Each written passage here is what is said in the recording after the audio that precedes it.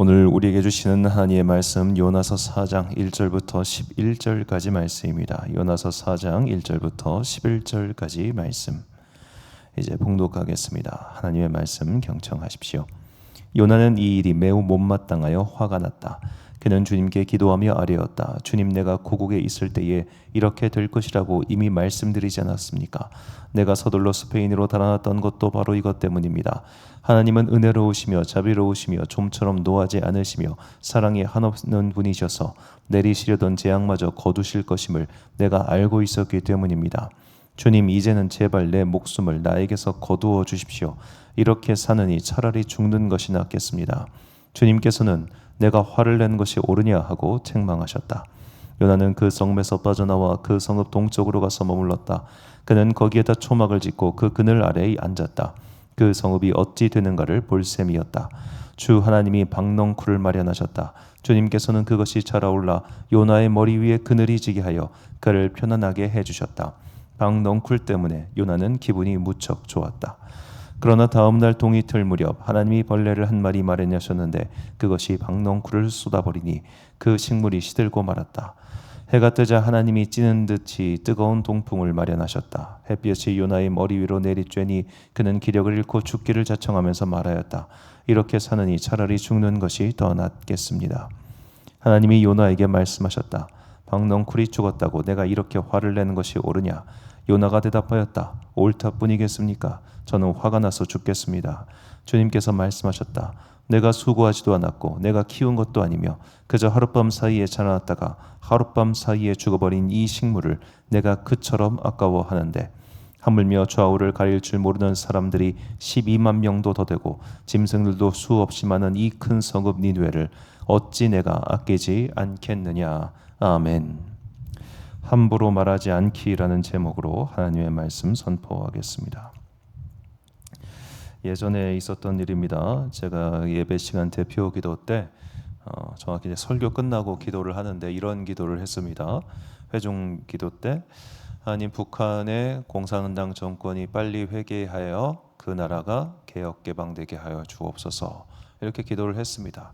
그냥 뭐 우리가 흔히 하는 그런 평범한 기도였다고 생각을 했는데 예배가 끝나고 나서 한 나이가 지긋한 성도님께서 찾아오셨습니다.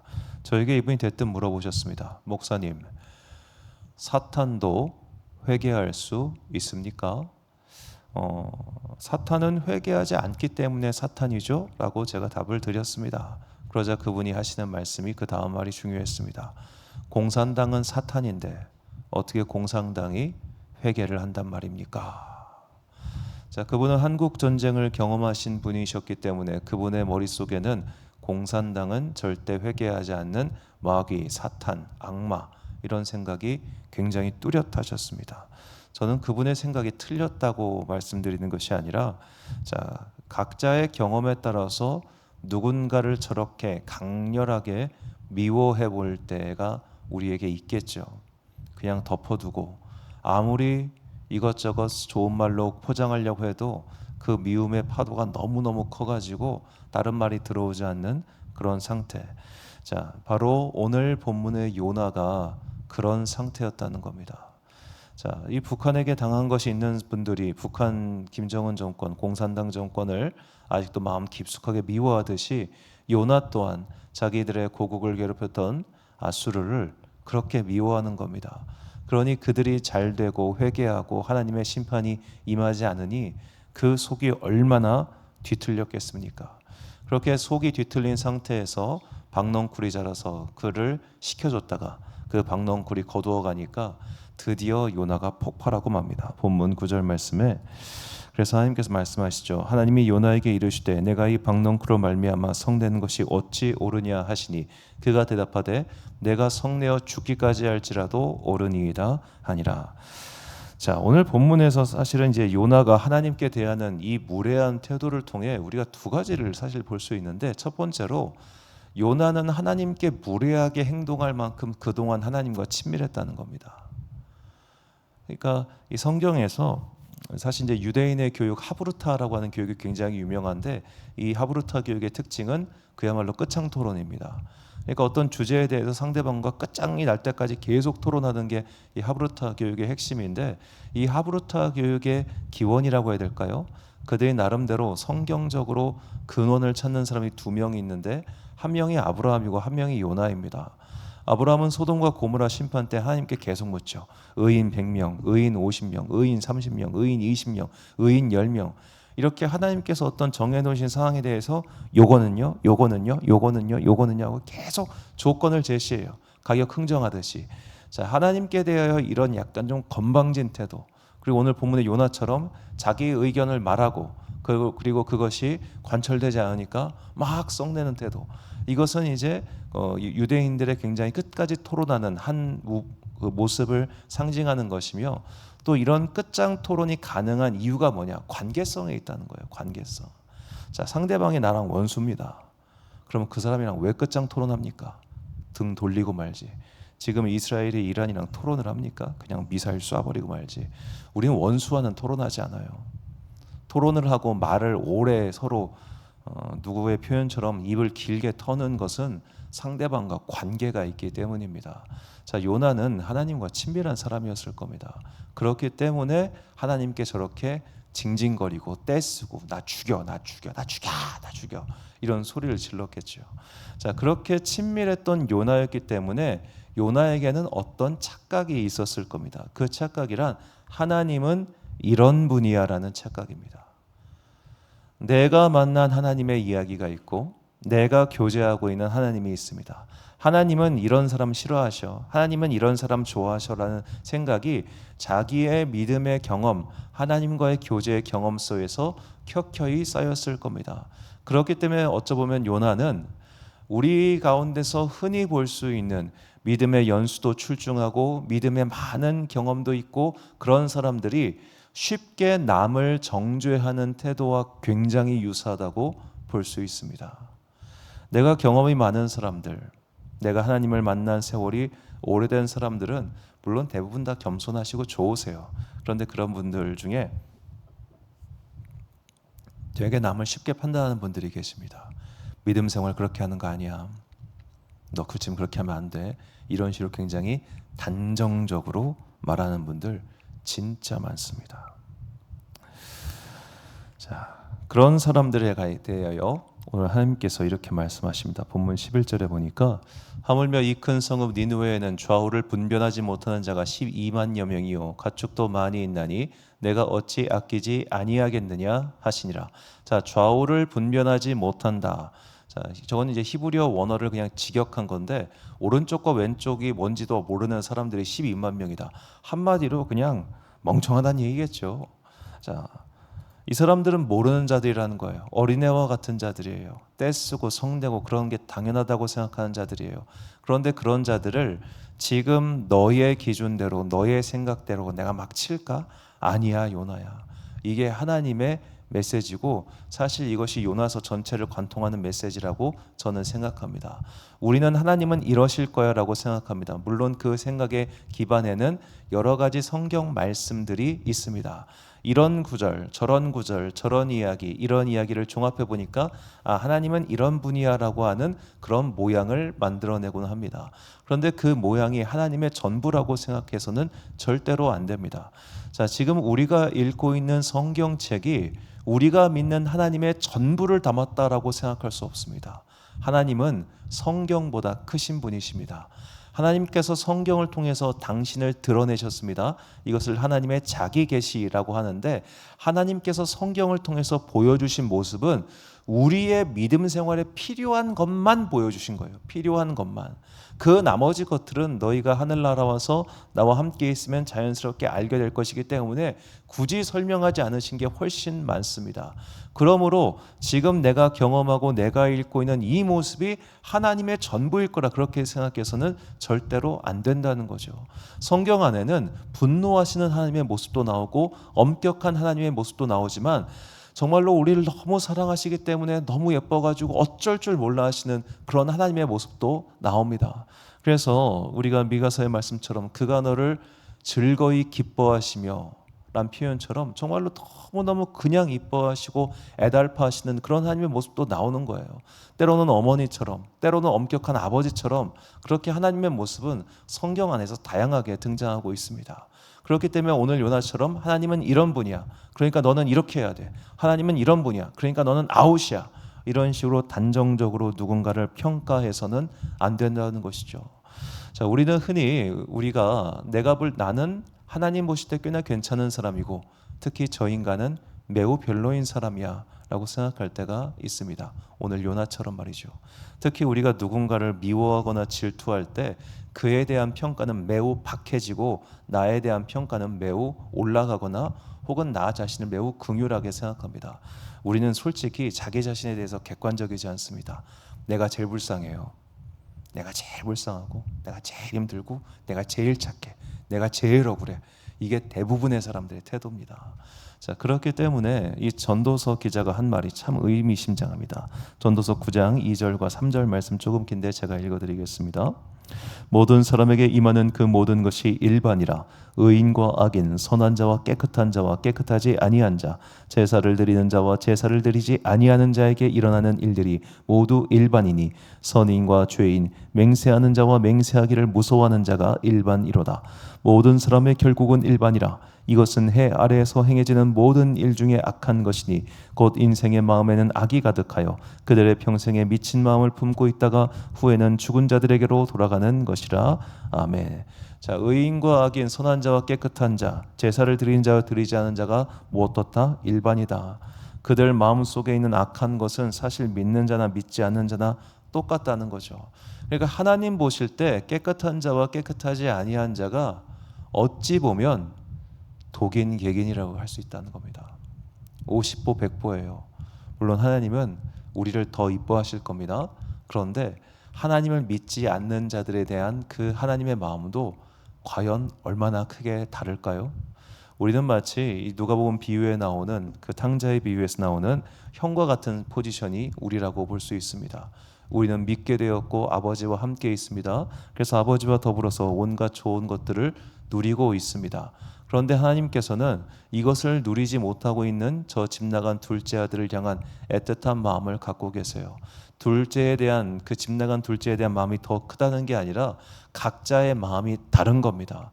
그런데 우리는 그것을 분별하지 못하고 나를 더 사랑해 줘야 되고 나에게 더 많은 것을 줘야 되는데 하나님은 불공평하시다. 하나님은 의롭지 않으시다라고 불평할 때가 있다는 거죠. 그런 불평이 쌓이고 쌓이면 내가 질투하는 대상, 내가 비교하는 대상에 대한 저주의 말이 나가게 됩니다. 그래서 야고보서 3장 9절과 10절을 보니까 이것으로 우리가 주 아버지를 찬송하고 또 이것으로 하나님의 형상대로 지음을 받은 사람을 저주하나니 한 입에서 찬송과 저주가 나오는도다. 내 형제들아 이것이 마땅하지 아니하니라. 아멘. 자, 9절에 하나님의 형상대로 지음을 받은 사람, 저 표현이 굉장히 중요합니다. 자, 믿는 사람을 저주하지 않는 것, 이게 중요한 게 아니라 모든 인간 피조물은 다 하나님의 형상대로 지음을 받았기 때문에 그들이 선인이든 악인이든 관계없이 그들을 저주하는 것은 옳지 않다는 거예요. 요즘 날 우리 그리스도인들, 특히 이제 우리나라 사회가 좌와 우가 갈라지면서 성도들 입 가운데서도 너무나 증오의 말들, 저주의 말들이 쉽게 튀어나옵니다. 이거 진짜 틀린 겁니다. 나와 생각이 다르고 입장이 다르고 설령 그들이 진짜로 나쁜 놈이라고 칩시다. 그렇다 하더라도 성도의 입에서 누군가를 향한 저주가 나와서는 안 되는 거예요. 왜냐? 그도 하나님의 형상대로 지음받은 사람이기 때문입니다. 이 좌우를 분별하지 못하는 니느웨 사람들, 하나님을 믿지도 않았고 특히 이 아수르의 수도인 니느웨에는 온갖 악한 일들이 자행했습니다. 이 아수르라는 제국에 대해서 제가 수요일날 말씀드린 적도 있습니다만 여기는 역사상 유일무이할 정도로 못된 짓 많이 한 나라예요. 포로 잡지도 않고 다 죽이고 몰살시키고 학살하고 정말로 악행을 너무 많이 저질러 가지고 일찍 망한 제국입니다. 자, 그런 나라에 대해서도 하나님께서는 기회를 주십니다. 긍휼히 여겨주십니다. 보시는 관점이 다른 거예요. 우리가 볼 때는 이웃집 못된 꼬맹이지만 하나님 보실 때는 그래도 내 새끼인 겁니다. 그러니까 내 새끼 욕하는 사람, 내 새끼 못난 거 나도 알죠. 얘가 문제 있다는 거 부모도 알겠지. 그래도 내 자식 욕하면 부모 기분 나쁘잖아요. 하나님께서 지금 그렇게 보고 계시다니까요. 그래서 우리가 우리의 입에서 함부로 누군가를 욕하거나 미워하거나 저주해서는 안 되는 이유가 사실 여기 있는 겁니다. 시편 기자는 그래서 말합니다. 시편 109편 17절 말씀 보니까 그가 저주하기를 좋아하더니 그것이 자기에게 임하고 축복하기를 기뻐하지 아니하더니 복이 그를 멀리 떠났으며 또 저주하기를 옷 입듯 하더니 저주가 물같이 그의 몸속으로 들어가며 기름같이 그의 뼛속으로 들어간 나이다. 자, 내 입에서 맨날 누군가를 향한 미움과 저주와 증오의 말들, 불평하는 말들, 나는 세상에서 제일 불쌍하고 저것들은 맨날 불로소득 가져가는 것 같고 나는 이렇게 고생하는데 저것들은 잘 사는 것 같고 어떻게 저렇게 못된 놈들은 돈 잘 버는데 나같이 착한 사람들은 이렇게 돈이 안 벌리나, 그냥 온갖 궁시렁거리는 말들이 내 입에서 왜 안 튀어나와요? 왜 안 튀어나와요? 당연히 튀어나오죠. 자, 우리 어느 뇌과학자가 그런 말을 했는데 굉장히 재미있는 표현이었어요. 자, 우리는 꽤나 우리 자신이 사람을 잘 본다고 생각합니다. 내가 사람 보는 눈이 있어. 이렇게 말하는 사람 정말 많죠. 그런데 대부분의 인간은 사람을 잘 봅니다. 어떤 부분을 잘 보느냐? 단점을 잘 봅니다. 우리는 타인의 단점을 기가 막히게 캐치하고 있는 과학적인 그 기질이 있습니다.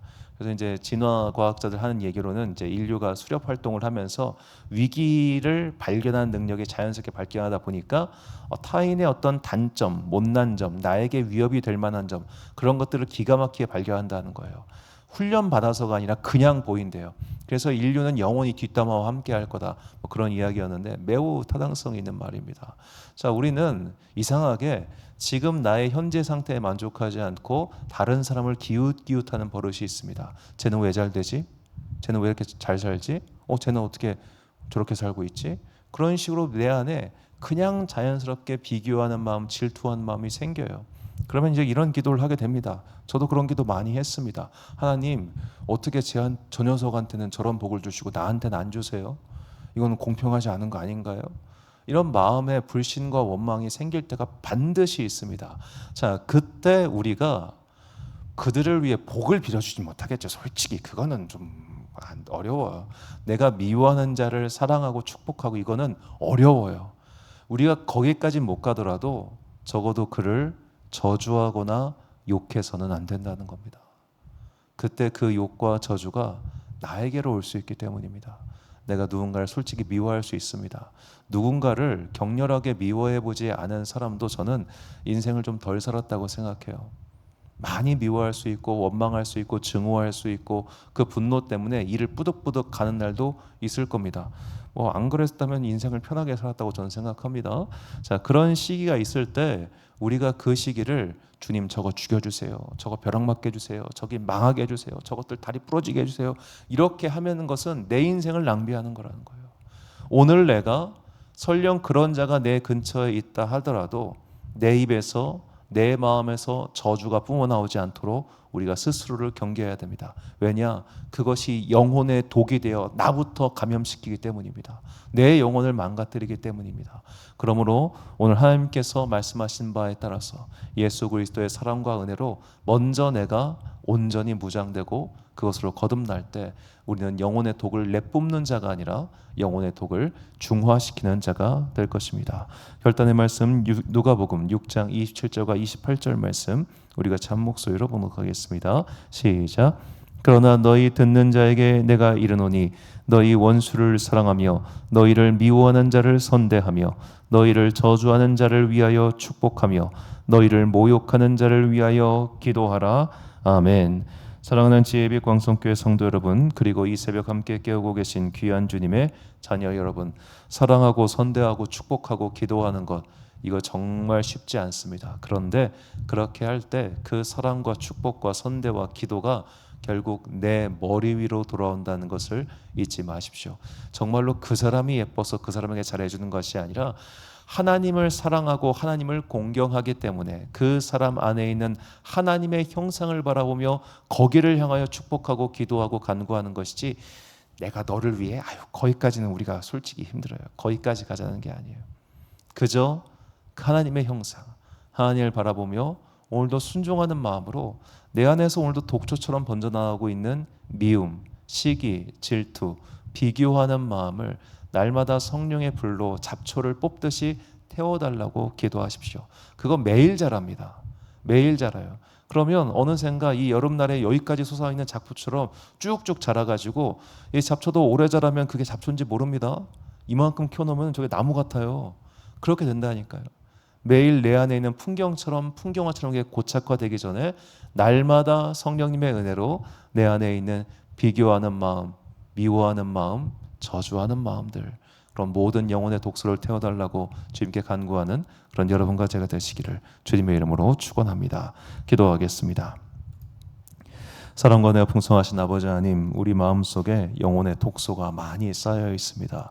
그 독소를 하나하나 캐내기에는 내 손과 내 힘이 부족하오니 주여 성령의 불을 우리 가운데 내려주사 오늘도 자라고 있는 미움의 독소, 저주의 독소, 비교하는 마음, 이 모든 것들을 다 태워 주옵소서. 그리하여 우리 영혼밭이 온전한 옥토밭 되게 하시고 그 옥토에 말씀의 씨앗이 심겨질 때 그 말씀의 씨앗이 30배, 60배, 100배의 결실을 거두게 하여 주옵소서. 오늘도 우리 가운데 성령의 기름을 부어 주옵소서. 그래야 내가 만나는 모든 사람들에게 선하게 행동할 수 있도록 마음 가운데 여유와 넉넉함을 허락하여 주옵소서. 주님의 은혜가 먼저 나를 감싸야 내 얼굴과 내 입에서 사랑의 말, 선대하는 말, 기도하는 말, 축복의 말이 나올 수 있다는 것을 우리는 이미 알고 있습니다.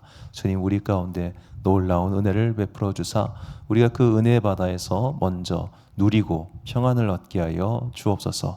날씨가 무척이나 덥습니다. 이 7월 이 무더위 속에서 우리가 건강을 잃지 않고 각자의 일에 잘할 수 있도록 오늘도 은혜의 구름을 우리 머리 위에 내려주사 이 낮의 해로 말미암아 우리의 건강이 상하지 않도록 지켜 주옵소서. 각자의 삶의 자리에서 열심히 일하는 당시의 자녀들에게 복과 은혜를 내려주시고 오늘도 세상이 우리를 힘겹게 하고 우리의 원수들이 우리의 마음을 자꾸만 어렵게 할지라도 하나님을 믿는 선한 마음의 힘으로 그 모든 악을 물리치게 하시고 마침내 우리를 위하여 예비하신 의의 면류관을 취하게 하여 주옵소서. 오늘 하루도 참 좋으신 우리 주님의 은총과 평강이 주의 모든 자녀들과 함께 하시기를 간절히 소망하오며 이 모든 말씀 우리 구주 예수 그리스도의 이름으로 기도드립니다. 아멘. 오늘의 기도 제목입니다. 내가 싫어하는 사람이라도 주님께서 어떻게 보실지 모르니 내 입에서 남을 저주하는 말은 나오지 않도록 마음 가운데 은혜와 평강을 달라고 기도하십시오. 오늘 주신 기도의 제목 가지고 기도와 묵상에 힘쓰는 하루 되시길 바랍니다. 기도하겠습니다.